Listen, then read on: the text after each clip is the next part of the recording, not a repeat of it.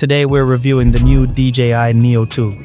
If you're a content creator who often shoots outdoors or vlogs solo and don't have someone to hold the camera, this might be one of those game-changing tools that you should have in your camera bag. Let's start with what makes the Neo 2 special. It weighs just 151 grams in its base form, making it ultra-light, easy to carry, and less intrusive when you're out doing active shots.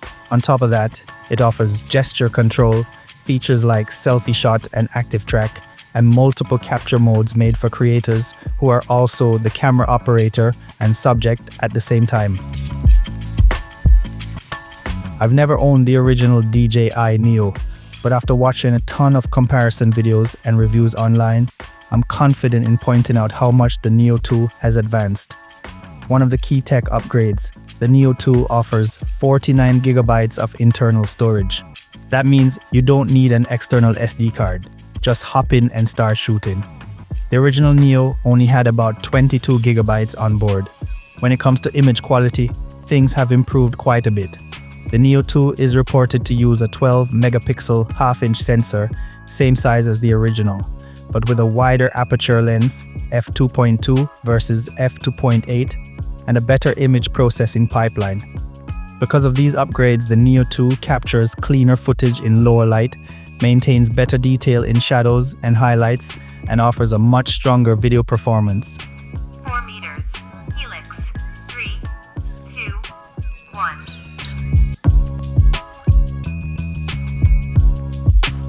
As for frame rates, the original Neo topped out at 4K at 30 frames per second. The Neo 2 supports 4K at 60 frames per second and frame rates up to 100 frames per second when shooting slow motion, plus improved vertical video capture modes for social media content. For a creator shooting active outdoor footage, this is a big deal. Higher frame rates mean smoother motion, less blur, better look when you're moving. On the first Neo, you got basic follow me features. The drone could lose you when you move fast or turn sideways. With the Neo 2, you get enhanced subject recognition, faster tracking speeds, up to approximately 12 meters per second in some reports, and gesture control, so you can fly it without holding a controller all the time. For someone filming outdoor activities solo, that means you spend less time worrying about the shot and more time actually doing the activity. The flight time is around 13 minutes per battery in real-world terms, though some claim up to 19 minutes under ideal conditions. In Canada, the price is 309 Canadian dollars for the drone only.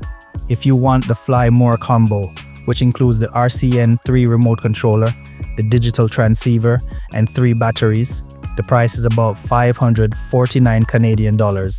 With 3 batteries, you're looking at substantially more total flight time over a shoot. Here's why I'd recommend the Neo 2 for a creator who vlogs outside and does activities without a camera assistant.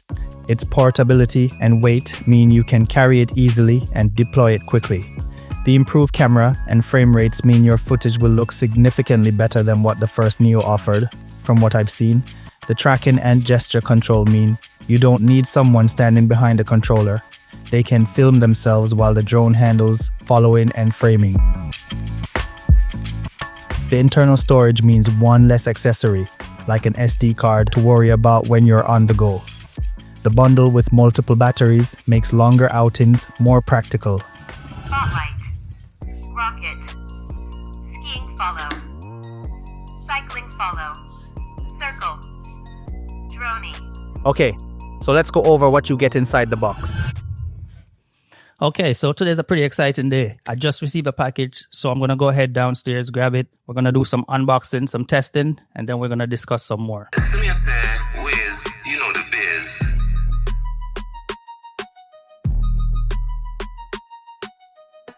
Alright guys, so I got the package. Let's unbox. I'm actually excited about this. Let's rip this open. Honestly, yo, this box is extremely lightweight. It's almost like it's empty. What the?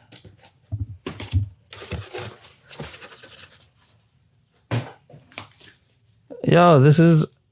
hold up. People, I wish I had a scale just to show you guys the exact weight on this thing. Hold on. What's the weight on this? Honestly, this actually feels like it's empty. I don't think there's much to unbox here. All right, let's just get inside. Yo, I'm not gonna lie, people. Technology is getting absolutely ridiculous. Hold on. All right, so what comes in the package? What comes in the package? So we have a USB-C, USB-C cable. What do we have here? So we have the, okay, we have some kind of sticker here. All right, some kind of sticker that says DJI. It's pretty cool looking. I'm not sure what to do with that. I'll do some research on that. And then we have the quick start guide. Not gonna read that, although I should, because there's some safety guidelines here. I might give it a read, who knows, but yeah, we got the paperwork here. So I think this is a QR code to download the DJI app.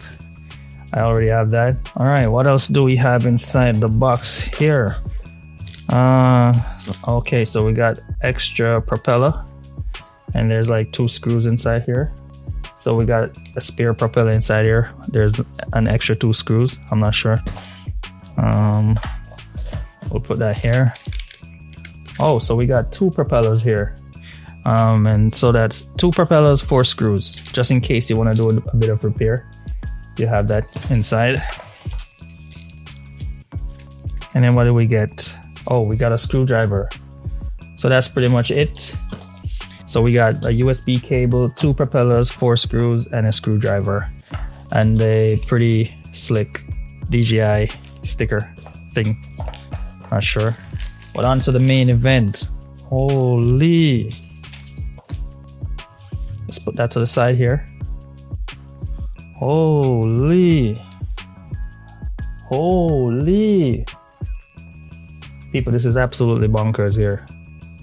This is absolutely bonkers here. This is amazing. Like, this looks like a toy. It weighs absolutely nothing. It's hard to believe that this is a drone. I have the DJI Mini 3 here as a reference, and I thought this was lightweight. This is 250 grams.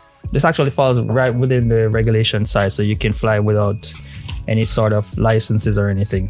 In certain unrestricted areas, I'm in Toronto in the city, so I don't really fly the drone as much inside the city.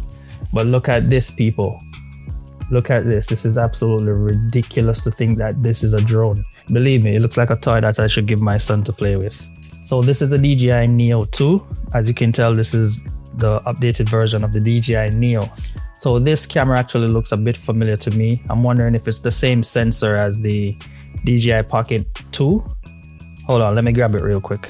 All right, so for reference, I have the DJI Pocket 2 here. This is not the DJI Pocket 3.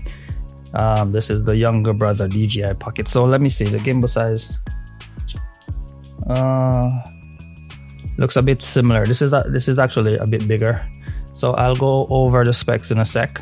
So yeah, this camera is like a tad bit bigger, as you can see here.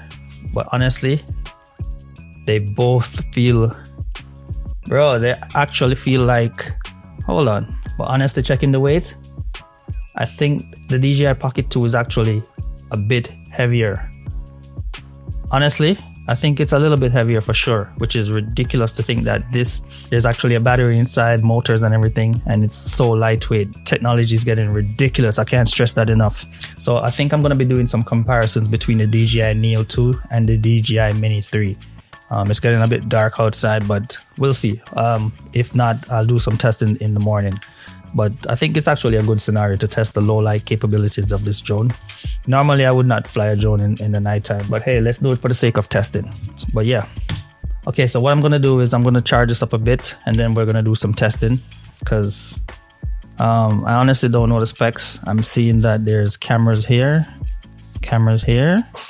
So I think that's obstacle avoidance, which is pretty sick to think that you have that tech inside this drone. So I'm going to go over the specs, and I'm going to set up and do some testing. I probably have to do some testing in the morning as well, just to see what it looks like in the daytime. So let's see.